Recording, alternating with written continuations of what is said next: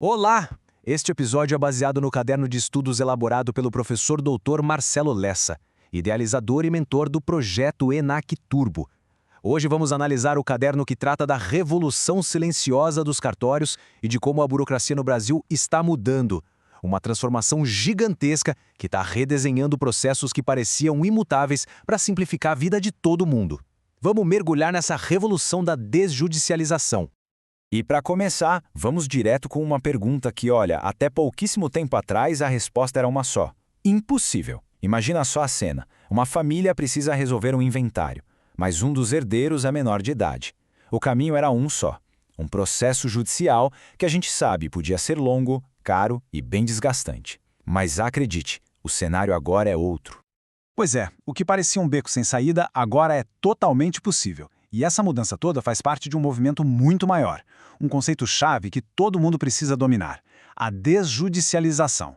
A ideia é genial e, ao mesmo tempo, simples. Tirar do poder judiciário, que já está sobrecarregado, uma série de questões que podem, sim, ser resolvidas de forma muito mais ágil e eficiente fora dos tribunais. Exato. E para essa revolução sair do papel, foi preciso criar uma fundação muito sólida. O primeiro grande pilar dessa transformação é, sem dúvida, a nova infraestrutura digital. É ela que está, de fato, decretando o fim das pilhas de papel. Vamos entender como funciona essa espinha dorsal eletrônica que conecta os registros públicos no Brasil. E a peça central dessa engrenagem toda tem nome: é o SERP, o Sistema Eletrônico dos Registros Públicos. Para ficar fácil de visualizar, dá para pensar no SERP como uma grande autoestrada digital, uma via expressa que conecta absolutamente todos os cartórios do país, de todas as especialidades. É por causa dele que um documento pode ser enviado, analisado e registrado eletronicamente, com segurança e de forma quase instantânea. E o SERP não trabalha sozinho, né? Ele faz parte de um ecossistema. Ele se integra a outras centrais nacionais que são fundamentais.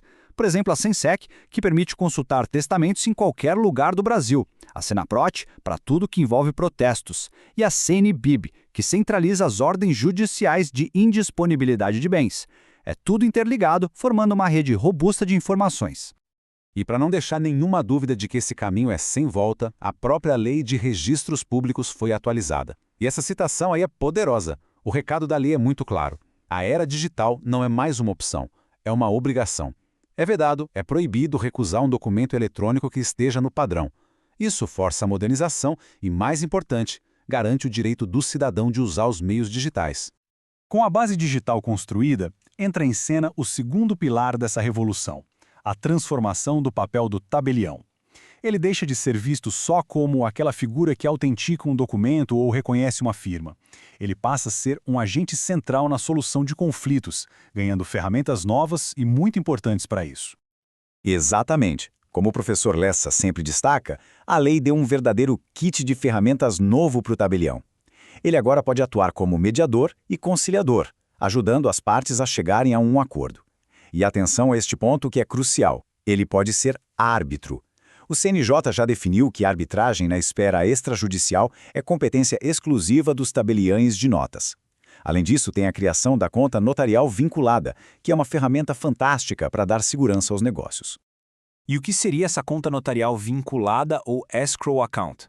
É simples e genial. Pensa na compra e venda de um imóvel. O comprador fica com receio de pagar e não receber o imóvel como combinado, e o vendedor teme entregar a documentação e não ver a cor do dinheiro. Com essa conta, o dinheiro fica depositado com o tabelião. Ele só libera o valor para o vendedor quando todas as condições do contrato forem cumpridas. É uma camada extra de segurança e confiança para todo mundo.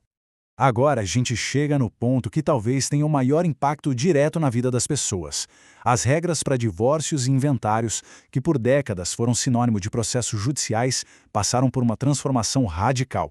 É aqui que a desjudicialização mostra sua força máxima. E esse quadro resume a revolução de forma perfeita. Até agosto de 2024, a regra era um dogma. Se tem menor de idade envolvido em inventário ou divórcio, o caminho único e obrigatório era a justiça. A nova resolução do CNJ, a 571, quebrou esse paradigma. Agora é permitido fazer um inventário no cartório, desde que tenha o aval do Ministério Público. E o divórcio também, se as questões de guarda e alimentos dos filhos já tiverem sido resolvidas na justiça. E como isso funciona na prática? O passo a passo é bem direto. Primeiro, o mais importante. Todos os herdeiros precisam estar de acordo. Tem que ser consensual. Segundo, a parte que cabe ao menor tem que ser garantida. E o terceiro passo é a chave de tudo. O tabelião prepara a minuta da escritura e envia para o Ministério Público. O MP age como grande guardião dos interesses do menor. Se o promotor entender que está tudo correto, ele dá o parecer favorável e aí sim a escritura pode ser assinada. E aqui tem um ponto que empodera demais o cidadão e que a gente precisa ressaltar. Para esses atos específicos, inventário e divórcio, a escolha do tabelião de notas é completamente livre. Não importa onde as pessoas moram, onde o falecido morava ou onde estão os bens. A família pode escolher o profissional de sua confiança em qualquer cidade do Brasil.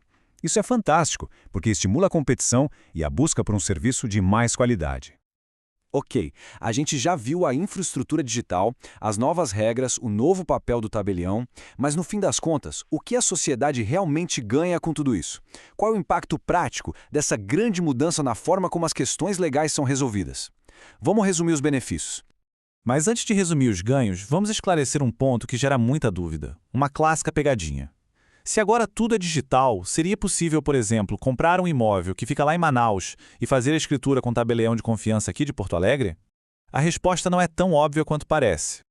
E a resposta é: depende do ato.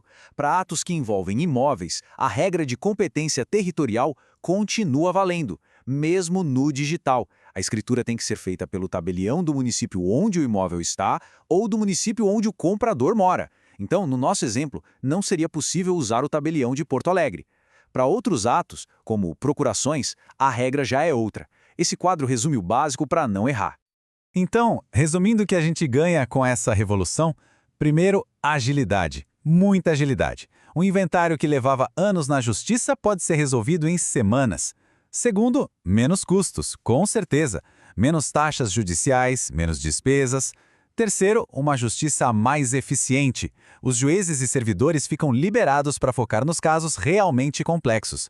E por último, e talvez o mais importante, mais autonomia para o cidadão, que passa a ter o poder de resolver a própria vida de forma mais rápida. É isso aí, a transformação é real, já está acontecendo. A desjudicialização de questões tão importantes como inventários e divórcios com menores é um marco. E isso nos deixa com uma reflexão para o futuro. Se assuntos tão sensíveis já podem ser resolvidos de um jeito mais simples, o que mais pode ser simplificado? Qual será o próximo entrave burocrático que essa revolução silenciosa vai superar? Fica aí a pergunta. Podcast produzido a partir do conteúdo do projeto ENAC Turbo, sob autoria e orientação do professor Dr. Marcelo Lessa. Se esse conteúdo te ajudou, não esqueça de se inscrever no canal e ativar o sininho das notificações. Assim o YouTube te avisa imediatamente assim que o próximo resumo for liberado. Até a próxima!